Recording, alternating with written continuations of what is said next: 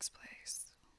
Wonderful as it seems in a sexual world, the Martians were absolutely without sex, and therefore without any of the tumultuous emotions that arise from that difference among men.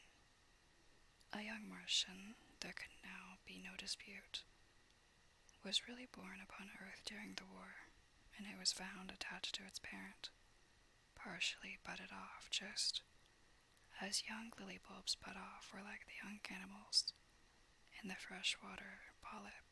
In man, in all the higher terrestrial animals, such a method of increase has disappeared. But even on this earth, it was certainly the primitive method. Among the lower animals, up even to those first cousins of the vertebrated animals, the tunicates, the two processes occur side by side. But finally, the sexual method superseded its competitor altogether. On Mars, however, just the reverse has apparently been the case. It is worthy of remark that a certain speculative writer of quasi-scientific repute, writing long before the Martian invasion, did forecast for man a final structure, not unlike the actual Martian condition. His prophecy, I remember, appeared in November or December 1893, in a long-defunct publication, the Pall Mall Budget, and I recall a caricature of it in a pre-Martian periodical called Punch. He pointed out, writing in a foolish, facetious tone, that the perfection of mechanical appliances must ultimately supersede limbs.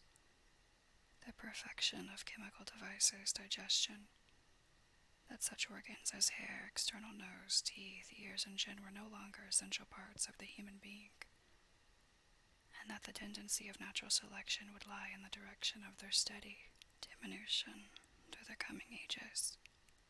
The brain alone remained a cardinal necessity. Only one other part of the body had a strong case for survival, and that was the hand, teacher and agent of the brain. While the rest of the body dwindled, the hands would grow larger. There is many a true word written in jest, and here in the Martians we have beyond dispute the actual accomplishment of such a suppression of the animal side of the organism by the intelligence. To me it is quite credible that the Martians may have descended from beings not unlike ourselves, by a gradual development of brain and hands, the latter giving rise to the two punches of delicate tentacles at last, at the expense of the rest of the body.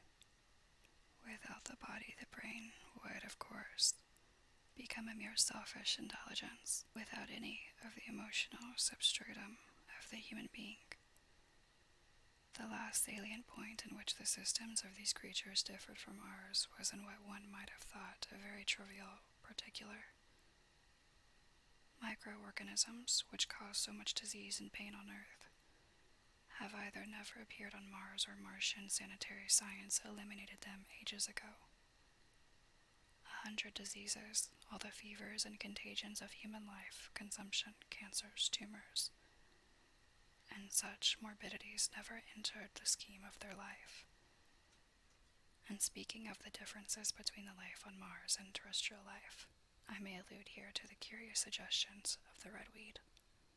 Apparently, the vegetable kingdom in Mars, instead of having green for a dominant color, is of a vivid blood red tint. At any rate, the seeds which the Martians intentionally or accidentally brought with them gave rise in all cases to red-colored growths, only that known popularly as redweed, however, gained any footing in competition with terrestrial forms. The red creeper was quite a transitory growth, and few people have seen it growing.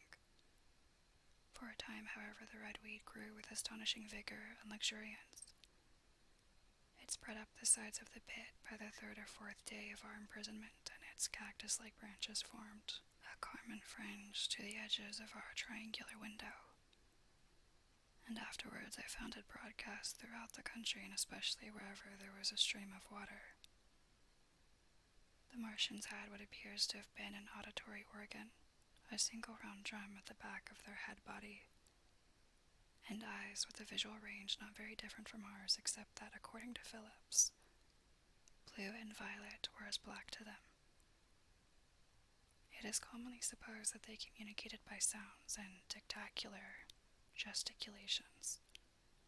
This is asserted, for instance, in the able but hastily compiled pamphlet, written evidently by someone not an eyewitness of Martian actions, to which I have already alluded and which so far has been the chief source of information concerning them. Now, no surviving human being saw so much of the Martians in action as I did. I take no credit to myself for an accident, but the fact is so, and I assert that I watched them closely time after time, and that I have seen 4, 5, and once 6 of them sluggishly performing the most elaborately complicated operations together, without either sound or gesture. Their peculiar hooting invariably preceded feeding. It had no modulation and was, I believe, in no sense a signal, but merely the expiration of air preparatory to the suctional operation.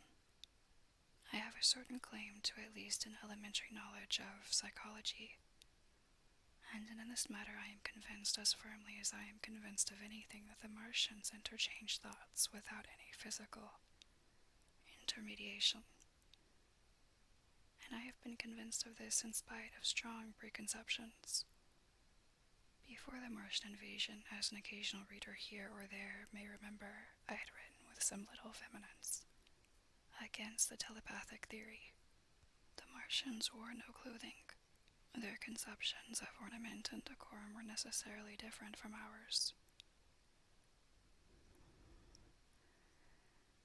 And not only were they evidently much less sensible of changes of temperature than we are, but changes of pressure do not seem to have affected their health at all seriously. Yet though they wore no clothing, it was in their other artificial additions to their bodily resources that their great superiority over man lay. We men with our bicycles and road skates, our Lilienthal soaring machines, our guns and sticks and so forth are just in the beginning of the evolution that the Martians have worked out. They have become practically mere brains wearing different bodies according to their needs, just as men wear suits of clothes and take a bicycle in a hurry or an umbrella in the wet. And of their appliances, perhaps nothing is more wonderful to a man than the curious fact that what is the dominant feature of almost all human devices in mechanism is absent. Among all the things they brought to earth, there is no trace or suggestion of their use of wheels. One would have at least expected it in locomotion. And in this connection it is curious to remark that even on this earth nature has never hit upon the wheel, or has preferred other expedients to its development. And not only did the Martians either not know of, which is incredible, or abstain from the wheel, but in their apparatus singularly little use is made of the fixed pivot or relatively fixed pivot, with circular motions thereabout confined to one plane. Almost all the joints of the machinery present a complicated system of sliding parts moving over small but beautifully curved friction bearings. And while upon this matter of detail it is remarkable that the long leverages of their machines are in most cases actuated by a sort of sham musculature of the discs in an elastic sheath, these discs become polarized and drawn closely and powerfully together when traversed by a current of electricity. In this way, the curious parallelisms to animal motions which so striking and disturbing to the human beholder was attained. Such quasi-muscles abounded in the crab-like handling machine which, on my first peeping out of the slit, I watched unpacking the cylinder. It seemed infinitely more alive than the actual Martians lying beyond it in the sunset light, panting, stirring ineffectual tentacles, and moving feebly over their vast journey across space. While I was still watching their sluggish motions in the sunlight and noting each strange detail of their form, the curate reminded me of his presence by pulling violently at my arm. I turned to a scowling face and silent, eloquent lips. He wanted the slit which permitted only one of us to peep through, and so I had to forgo watching them for a time while he enjoyed that privilege. When I looked again, the busy handling machine had already put together several of the pieces of apparatus it had taken out of the cylinder into a shape having an unmistakable likeness to its own. And down on the left, a busy little digging mechanism had come into view, emitting jets of green vapor and working its way around the pit, excavating and embanking in a methodical and discriminating manner. This it was which had caused the regular beating noise, and the rhythmic shocks that had kept our ruinous refuge quivering. It piped and whistled as it worked. So far as I could see, the thing was without a directing Martian at all.